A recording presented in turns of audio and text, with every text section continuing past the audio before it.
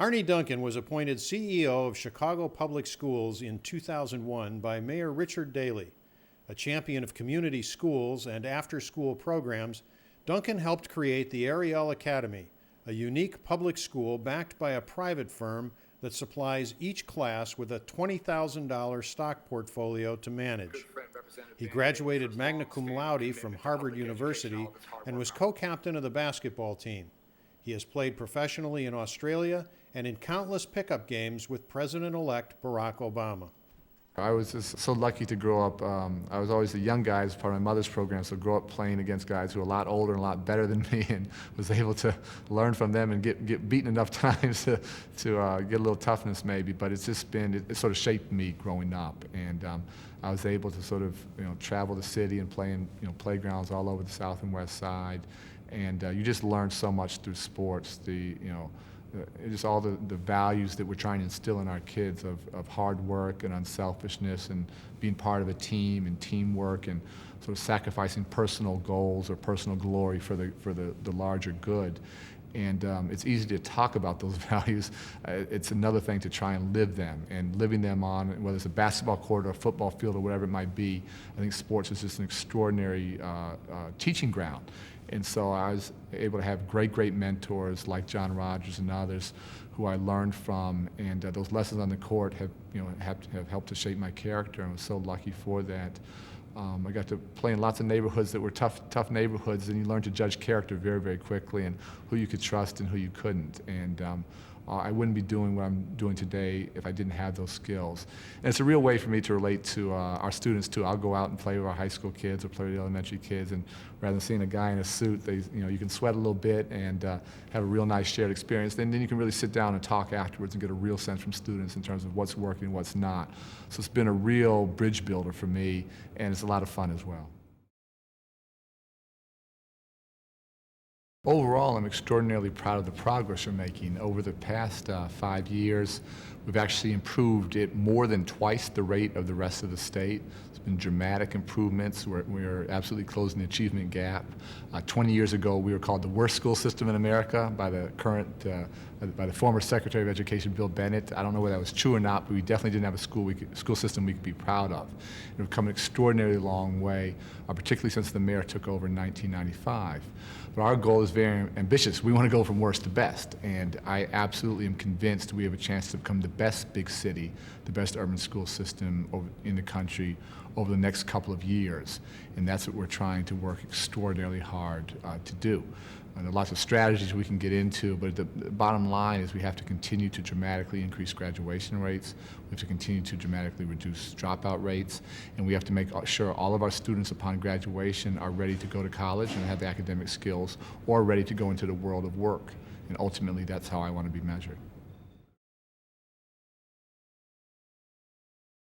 The core of our work is a focus on instructional excellence, sort of a back-to-basics curriculum, and reading first and foremost. And I'm just convinced that if we can teach our children to read and to love to read at an early age, that they have this world of opportunity available to them if they can express their ideas verbally and on paper.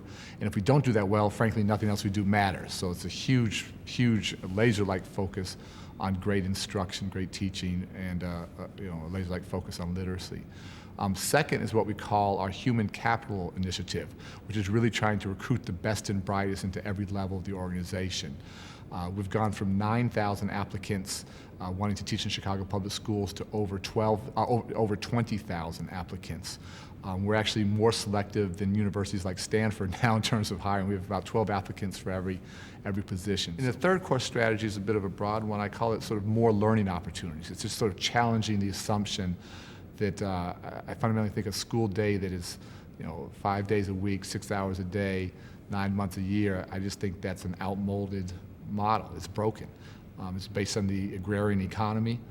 Last time I checked here in Chicago, not too many of our children are working in farms, and so we have to do a lot more. So after-school programming is a huge one for me, really making our schools community centers, open long hours, where our schools can become the hearts of the community. Good things happen for children. I can go into more detail on that. We're trying to do a lot around early childhood education, getting to children younger, 3 and 4-year-olds, more preschool, more full-day kindergarten, and we can get those literacy skills intact. When our students hit kindergarten, they're ready to go. And then finally, we have a very ambitious effort that the mayor's done a great job leading, called the Renaissance 2010 Initiative, to create 100 great new schools in the city by the year 2010. And we're about halfway there. We opened 15 great new schools this fall. We're at about 48 total now. We have 17 planned for fall '07. And we want to, again, continue to create great new opportunities where they haven't existed historically. And so there's a range of the large bucket I use is more learning opportunities, more time on task, more time during the day, getting to children younger, and creating great opportunities where they didn't exist. But those 3 core strategies: instructional excellence, getting the best and brightest to work at every level of the organization, and trying to do more for our children, both in terms of early childhood, after school, more new schools. If we can continue to execute on those every single year, I'm convinced we'll get where we need to go.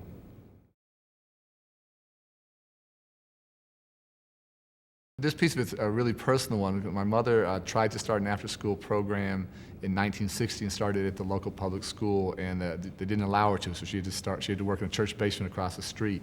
And then about 30 years later, my sister and I came back and tried to also start an after-school program, and we weren't allowed to into the school, and so we ended up in the same church basement as my mother.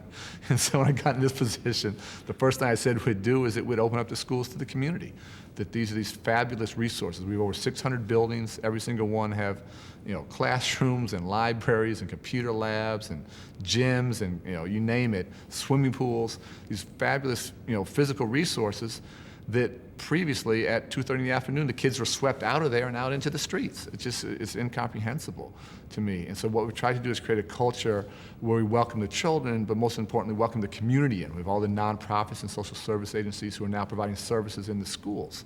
And we have a set of over 100 schools now that are open, 11, 12, 13, 14 hours a day, 6 days a week, 11 months out of the year, with a whole host of after-school programming, whether it's academic enrichment for our students, but also, drama and sports and music and chess and debate and yearbook, whatever it might be, and then activities for older brothers and sisters and parents as well, GED and ESL and family literacy nights and family counseling.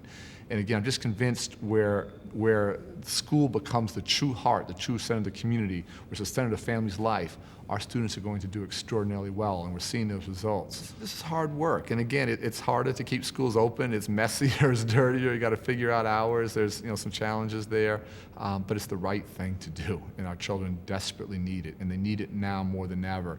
And to me, this is an issue that cuts through race and class, whether it's 2 parents or both parents working, an affluent family or whatever it might be, whether it's a single mom working, whether it's a job or 2 jobs or 3 jobs, or we have about 9,000 homeless students, and whether it's children going home, frankly, to no-parent families, whatever the family situation, whatever the socioeconomic status, our children need great after-school programming.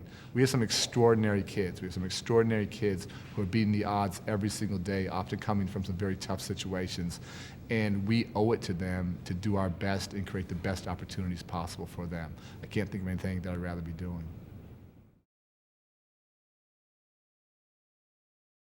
I'd been fortunate growing up as part of my mother's after-school program to see phenomenal young people who happen to be poor, happen not to always have the most put-together families, but to see how much those students wanted to succeed academically and to see how successful they were given her support and other support over the long haul.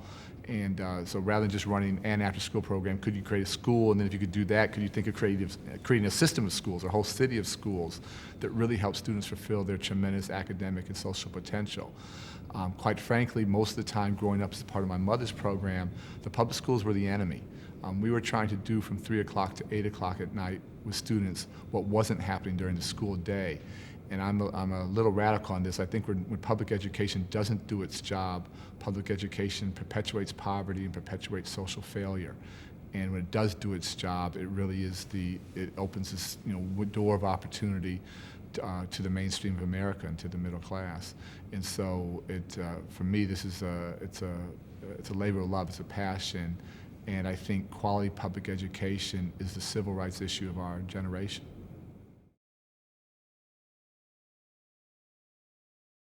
Ariel was how I got my start in public education. I ran John Rogers' nonprofit, the Ariel Foundation, for about 6 years, starting in 1992. And in 1995, we were young and dumb enough to think that we could create a great public school. And it was one of the first things the mayor did when he took control of the public schools in 1995, along with the previous CEO, Paul Vallis, and the board chair, Gary Chico. They issued an RFP, a request for proposals, for groups that were interested in running new schools, new public schools. And myself and my sister and a small team of us, again, were young and naive enough to think that we had a few ideas about how to create great education in the heart of the inner city. And we applied, and we were one of 6 groups chosen to open new schools. And it's enabled us to do lots of things you couldn't just do as a public school here, because public education in Illinois is so desperately underfunded. So whether it's a curriculum director, whether it's extensive after-school programming, whether it's a chance for our students to actually invest in real stocks and be part of this investment curriculum, which is just fascinating, a whole series of summer opportunities. Literally today we have almost 50 of the Aerial Community Academy students at a McDonald's board meeting, which John is on, and it's just been a phenomenal partnership. And it is exactly a model that we'd love to try and replicate and get other companies to step up and similarly invest deeply and over the long haul with a school and really make a huge difference in those students' lives. For more information on what works in public education, go to edutopia.org.